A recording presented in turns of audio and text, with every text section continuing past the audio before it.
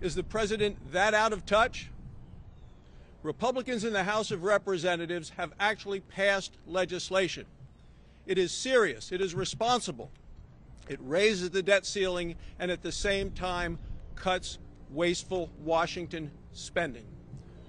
Republicans in the Senate stand in firm support of the Republicans in the House of Representatives.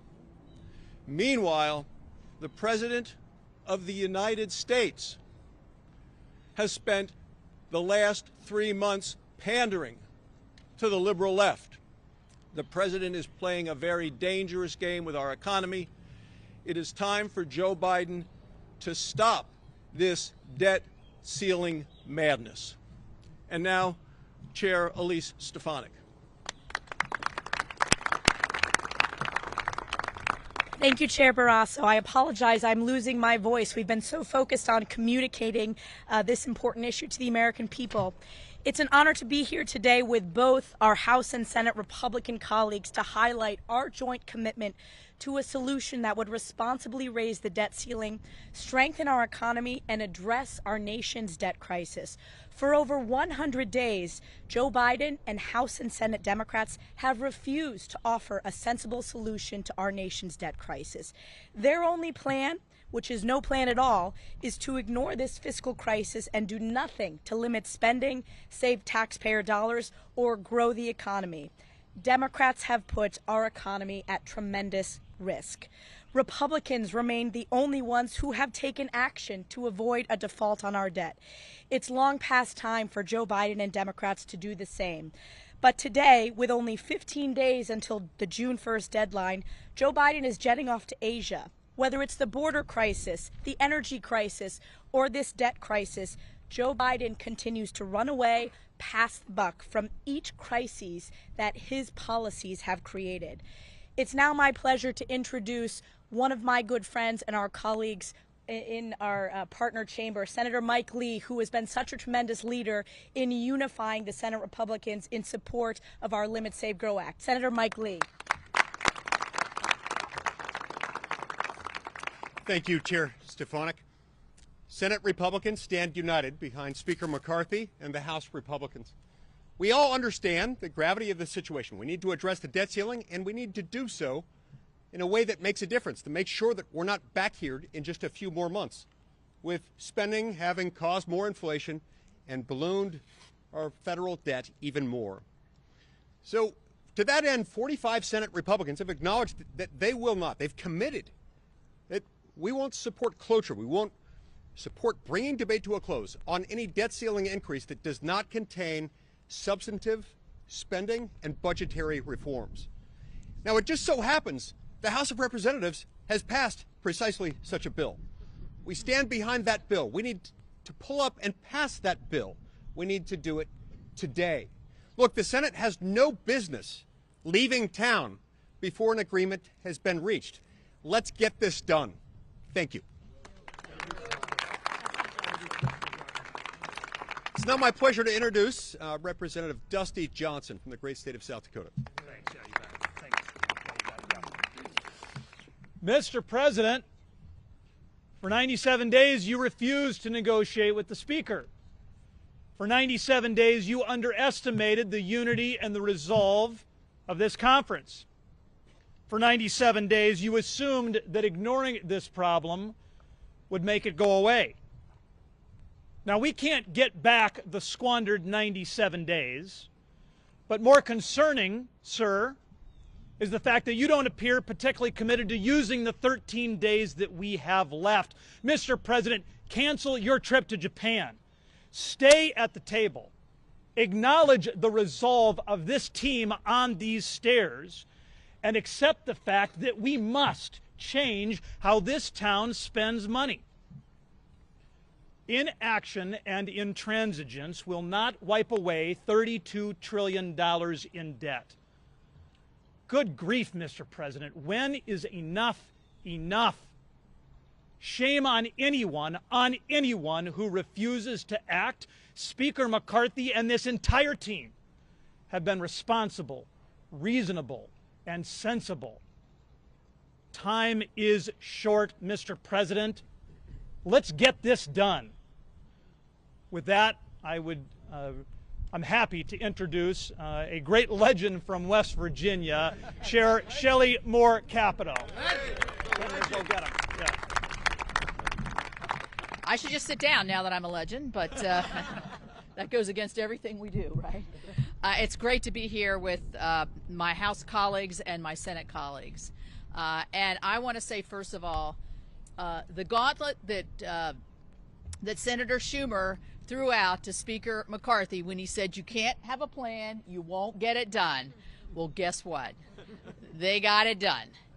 And they have the only plan that we see that raises our debt limit, but also responsibly brings in fiscal sanity. Plain and simple, the president, who prides himself on being such a great negotiator, has refused to negotiate for 97 days. And so here we are on the brink of a Biden default. And I think we saw the helicopters going across here. I said, I think he's leaving now to go to Japan. I'm like, stop. You know, we have an obligation here. We have an obligation to the people that we represent. We have an obligation to ourselves as responsive legislators, to do the right thing. And the right thing was to get into the room. And as Dusty said, you can't go back and find those 97 days again. But it's time now for the president to get serious, to have fiscal responsibility, fiscal sanity. And I can tell you, I know it's hard to rein in the cats on the House side. It's really hard to rein in the Republican cats on the Senate side. And we are united behind our House colleagues. They did a magnificent job of showing strength, of showing a plan, of showing a common sense, plain and simple way to answer the great challenge of the fiscal situation that we find ourselves in. So I have full confidence that the negotiators in the room are going to be able to work this out with the Speaker leading the way. And I've heard Leader McConnell say more than a few times, this is not an unusual exercise to negotiate the debt limit, to have fiscal responsibility as a part of that. We've done it many times in the past, and we have to do it this time again. And I would like to introduce Representative Chip Roy from the great state of Texas.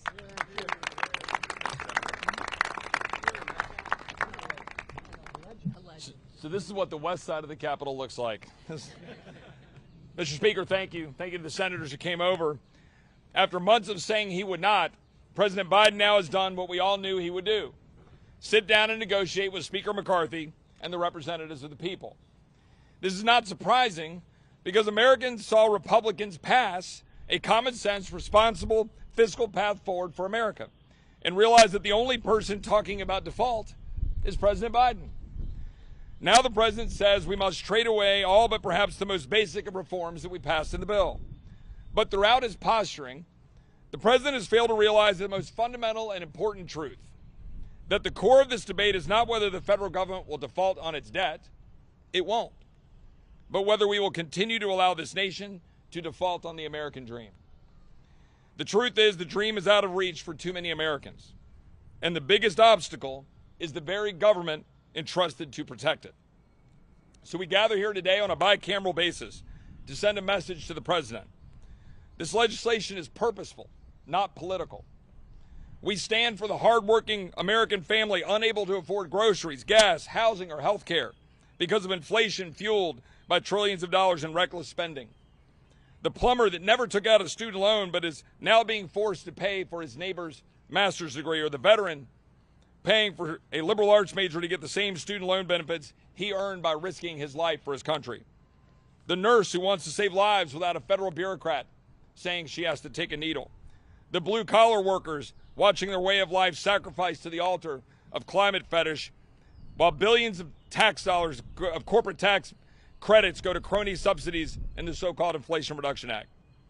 The rancher in Texas putting diesel in his truck but forced to subsidize a tech worker making six figures to buy a Tesla hundreds of miles away. Minority and poor taxpayers trying to make ends meet that an expanded IRS audits 3 to 5 times more than other Americans. We're standing up for the Americans who simply want their country back. And all they ask is that we stop recklessly spending money we do not have, racking up debt, weakening the dollar, driving up inflation, all to fund the very bureaucracy weaponized against their way of life, as we saw yesterday unfold regarding the FBI. We passed the Limit, Save, Grow Act to do just that, to shrink Washington and grow America. We did our job. Now it's time for the president to do his. Mr. Speaker. Well done, Chip. I'm so honored with the people behind me. You know, the president, 105 days ago when I sat with him, said he wouldn't negotiate. America's too great to have such a small, petty idea as that. Americans believe you should talk. We wanted to talk the entire time. But when he refused to take action, we did take action. We took action for the American public. You know, I watched Elise come up here and talk. Her throat's a little sore. She's been talking a lot, but she's a new mom. It's her first Mother's Day. I don't know if you've ever met Sam, happiest guy you've ever seen. But you know what? When Sam was born, he was handed a bill for $94,000. $94,000 to every new child born in America. That's the legacy that's being left. But we decided enough is enough. We actually want to give them a future, give them an opportunity, give them the ability to go further than the generation before them. And this is the moment in time to make that stand. The only question is whether we have a Biden default or not. It's the president himself. We passed something reasonable and sensible. All we say is let's spend what we were spending 5 months ago. Let's save, and the money that we have appropriated that hasn't been spent for 2 months, let's bring it back to the hardworking taxpayer. Let's put some caps on what the future Congresses can spend. Let them spend more, but only grow by 1%. And let's unshackle what holds the greatness of this nation back to build. Let's cut the red tape to have that permitting reform. And you know what? Let's help those that need a challenge to take them from poverty to a job. We've known it works. We've seen it work before. Let's not settle for what we have today. Inflation, dependency on China, runaway spending. Let's know what America can be, and let's achieve it. With that, let's take some questions. Yes, sir. So while Republicans have proposed this plan to the president, you still have Democrats who are still trying to put certain different plans for federal spending. Looking at things like FMLA, they're still trying to put that on the table. Is there still an avenue that Republicans would entertain those federal programs, or is that something that's completely off limits? Look, the way the founders created this government, which is so amazing, the House passes the bill, the Senate could pass a bill, and then we could go to conference. Unfortunately, the Senate under Schumer, the only thing I think they've passed, what I've noticed is March is Maine maple syrup month. I don't know if they want that in the bill or not, but I would entertain that. There's nothing to go to conference with a Democrat idea. And the sad part, when I sit with the Democrats, their ideas are old. You know what they think? We should just tax more. But anyone who would look at what's going on, if you look at the 50-year average of what comes in from the taxpayer of America, normally we bring in 17% of our GDP. Right now we're bringing almost 20%. Do you know how many times in modern history that has ever happened? That much? Only 2 times. In 1944 and 2000. But if you look at how much this government is spending, on a 50-year average, we usually spend 21% of GDP. He's at 23.6 going to 25. It is not a revenue problem. It is a spending problem.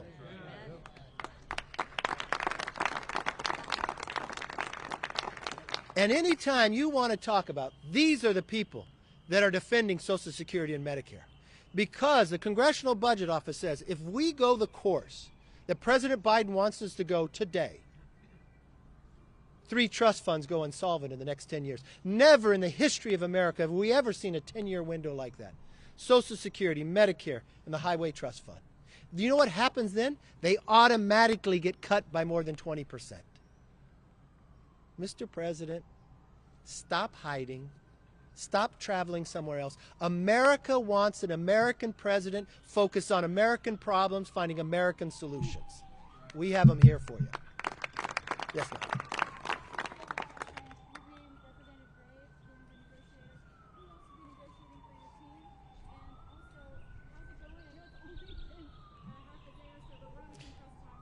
Look, I go in the room as well, and my staff, and the president has put 2 people in there. If there's certain topics come in, I'll have certain other members come in and talk as well. The difficult part here is the timeline. We didn't act based upon what Yellen said, because she says this was months later. We acted because we never wanted to be here. This is the worst way to govern. And I hope the American people see that the Republicans in the House do not ignore problems. The Republicans in the Senate want to take it up, but Schumer won't allow it. We take action and find solutions, and that's the way we want to govern. Yes, ma'am.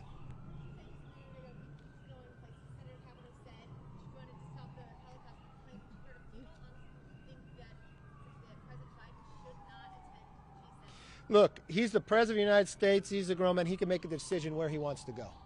And he can travel any place he wants. The only thing I know, if you thought for the last 97 days you were never going to negotiate, what are your priorities? I think America wants us to solve American problems first. He can decide whatever he wants to do.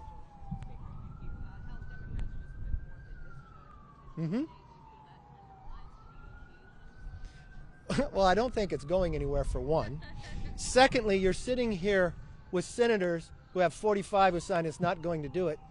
So is that even sensible? Is that even being productive? Is that even reasonable? Or is that responsible? It seems to me that would be playing into a Biden default. I think America public is tired of those political games. You know, when we devised our bill, it wasn't a bunch of Republicans saying, let's just give these Republican ideas. When we talk about work requirements, Senator Biden voted for that. President Clinton signed it into law. We watched every study after the fact take people from poverty and provide a job for them. So we saw Americans lifted up. We saw welfare rolls drop. We saw more people have houses. More people could afford to send their kids to college. We saw the positive of that. When we thought about, what about limiting the growth of government in the future years, we didn't say we had to cut every year. We saw a Democrat Senator Manchin propose a 1% growth each year. We tried to grab things that both sides, even if they wouldn't talk to us, let's put something together to make sure it's reasonable. I will tell you, if it was Chip Roy and Dusty and I sitting in a room and we were going to draft something that we said just we want, it would have looked different. But we wanted to be reasonable and sensible. Does the American public think it's wrong if we simply saying, let's spend what we spent 5 months ago? But every moment I've spent with the president, he doesn't want to go there. He does not want to go back $1. I literally ask him, what is finally the number? Is it $40 trillion in debt? How much before you say, let's stop borrowing from China and not looking at places that we're wasting our money in? Every household does that, and we should do it too. Yes, sir.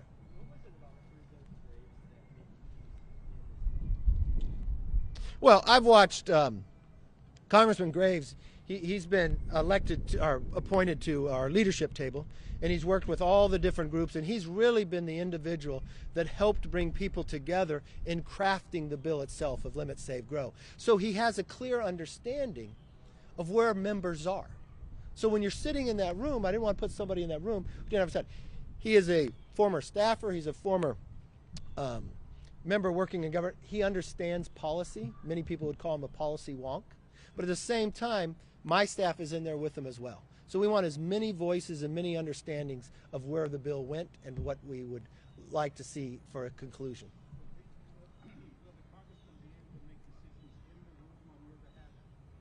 Yeah, we talk very frequently. I go in the room as well. So I think if the administration can make decisions with the president out there, we'll be okay. Yes, sir. When and if there does end up being a deal between your team and the White House, what do you think is the most likely, or what would you prefer, having the bill move through the Senate first or the House first? Look, what happens now is, you know, with Schumer and the president saying all along, I won't negotiate the debt ceiling, they have to be separate, you don't have the time to play those political games anymore. It takes so many days to get through the Senate, so many days through the House. We have a 72-hour rule, which I'm not going to break. I think the American public and all the members should have 72 hours to read what we end up with if we're able to end up with it. I think the House should go first, and we can send it to the Senate. I know that the Senate, I guess, is out of session, but I'm sure they'll come back. Yes, sir. President Biden just said he's confident his bill will get paid, but he also said on work requirements he'd accept not anything of any consequence.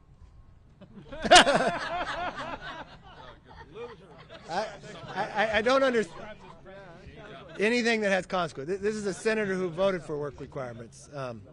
Listen, I think when you're sitting in the room and you're listening to the American public, why wouldn't he want to help people get out of poverty? But listen to really what he's saying. So the decision he's making in his mind is, if he doesn't want to have something that has consequences, he wants to borrow more money from China to pay an able-bodied person who has no dependents, not even to look for a job, not even go to school for 20 hours.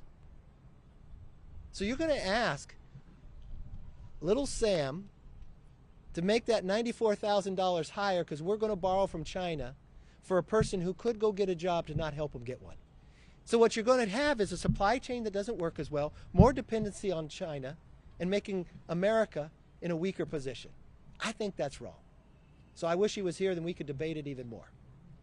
Yes, sir. Oh, you already asked one. Are you open to considering a tax increase on the No. in exchange? Did you listen? Were you here earlier?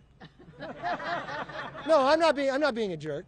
But have you read the CBO numbers or anything? Okay, so on a 50-year average, we normally bring in 17% of GDP. We're bringing in 20%. You know how many times in history we've done that? Twice. 1944 and 2000. So if we're bringing in normally 17, we're bringing in 20, that means we're bringing in more money than any time in American history. But what we're spending, for the last 21 years, we spent more money than we brought in.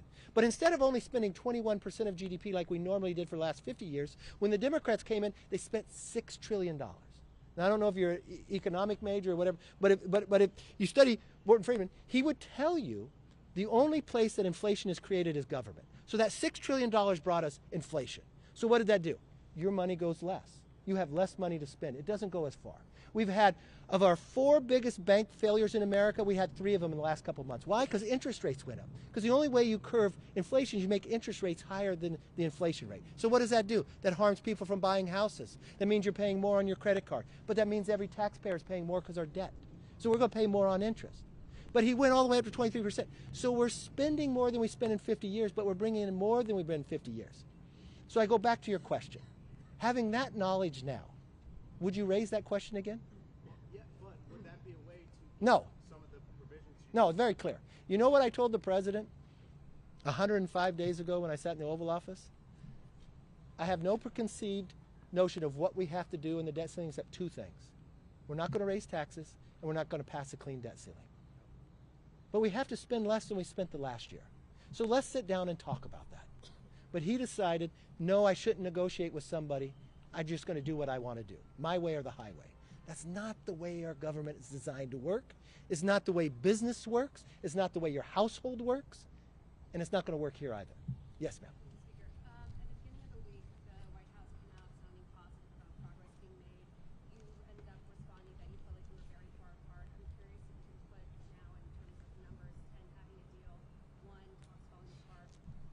On that scale, how close are you to having a deal? Look, I don't know on a scale. I'm not going to scale you. But I'll tell you this. Earlier in the week, all the way through this, I just want to be honest with the American public. I went to Wall Street more than a month ago to warn them we're not meeting. It's a problem. I went to you day in and day out, and you made fun of me. You're saying, oh, you just want to have a meeting. No, I didn't want to be here at this moment, at this time. Then we passed our own bill. We never would have had a meeting had we not raised the debt ceiling ourselves. We put an idea of how to do it. The only thing I'm more optimistic about, he finally agreed to something that every other time we've been able to solve a problem has worked. The structure of negotiations. But now we're along such a short timeline, it makes it almost harder. But if there's one thing you know from me, I never give up. I have the grit, the perseverance, and we're going to get it done. Thank you all very much. Great job.